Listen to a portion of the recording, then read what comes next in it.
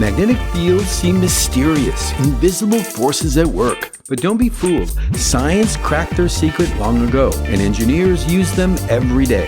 Today, we're going hunting for magnetic fields hiding in plain sight. Stick around till the end, and I'll show you how to make your own magnetic field that rings the bell.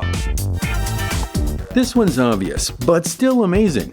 A fridge magnet creates a force field strong enough to hold notes and photos. To see what's going on, let's get a really powerful magnet. We'll put it under this table. This driver bit shows it's still there. We're going to use some iron ball bearings and pour them over the magnet. They line up like a flower pattern.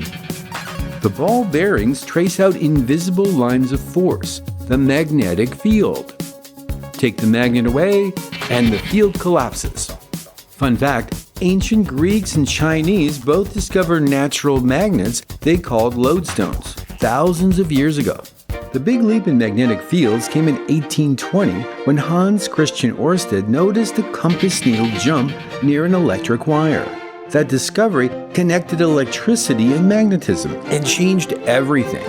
Why? Because you can make a magnet with wire and some electricity. We'll add in an iron core because that amplifies the strength of the magnetic field, get a power supply, and then connect the power supply to the coil. And watch what happens to the wrench.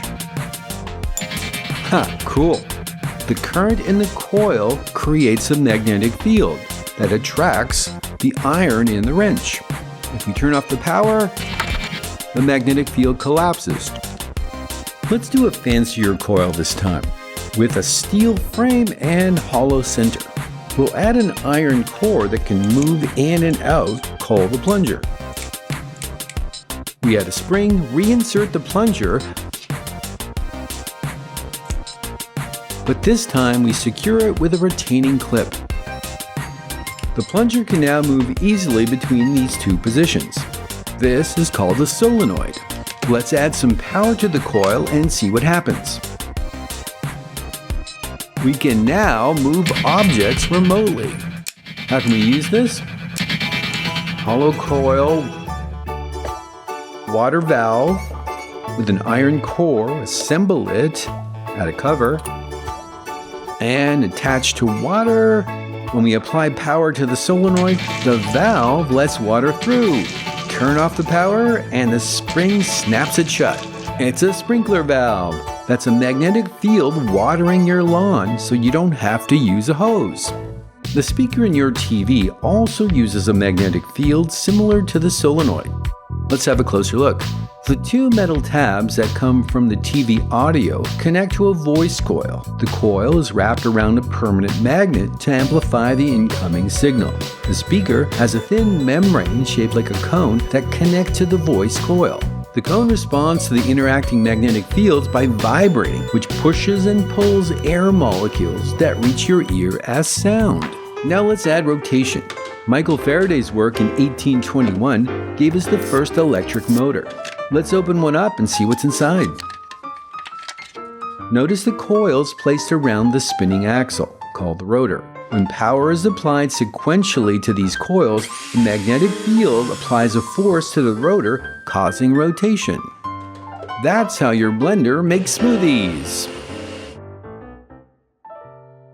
Motors naturally work at very high speed, thousands of RPMs, revolutions per minute. Clocks take high-speed motor action and slow it down by using the right combination of gears so the second hand makes exactly one full turn every 60 seconds. Digital printers and 3D printers use a different kind of motor, a stepping motor. Instead of continuous motion like most motors, steppers operate by rotating to a specific angle then stopping. For 3D printers, this allows the printer head to reach a particular row, column, and height position before depositing a blob of plastic.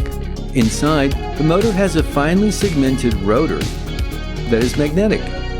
The motor has 4 or 8 individual coils that are sent a sequence of pulses to rotate to the desired position and hold it there until it receives the next command. Robotics use a lot of stepper motors controlled by magnetic fields.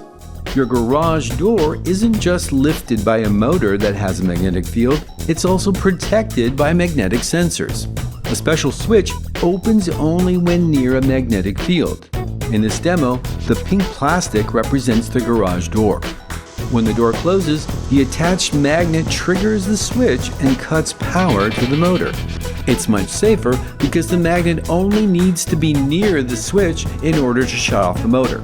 Electric toothbrushes use a magnetic field for charging. No metal contacts. A magnetic field jumps power from the base to the toothbrush. Let's say this is our base station coil, applied with a voltage. And this is our toothbrush that needs power, another coil with an LED attached. As we move the device near our base station's magnetic field, it receives power and turns on the LED. This is power transmission from a magnetic field. Cars depend on magnetic fields to ignite fuel. The secret element is this coil. There's actually two coils inside, a primary with about 200 loops and a secondary with 20,000 loops. When current flows through the primary, a magnetic field is created, causing a really large voltage in the secondary. Now, let's get a spark plug, hook it up to 12 volts, and add a switch. When the magnetic field collapses, there's a surge of up to 50,000 volts across the air gap, causing a spark. The spark then ignites the air-fuel mixture that moves the piston in the engine, that turns the wheels and whisks you on your way. Without that magnetic trick, engines would just not work. And now for our last magnetic field example. We're going to build the doorbell. We start with the ball pen for our solenoid base. Disassemble it and keep the spring as we'll need that later. Find two suitable washers that will be the holders for our coil. Use a glue gun to secure the washers. Go to your local hardware store to find a suitable bolt that fits the pen. Bring a magnet with you to make sure it contains iron. Replace the spring and select a bolt long enough to fully compress it, like this. You'll need some thin insulated wire. And start winding.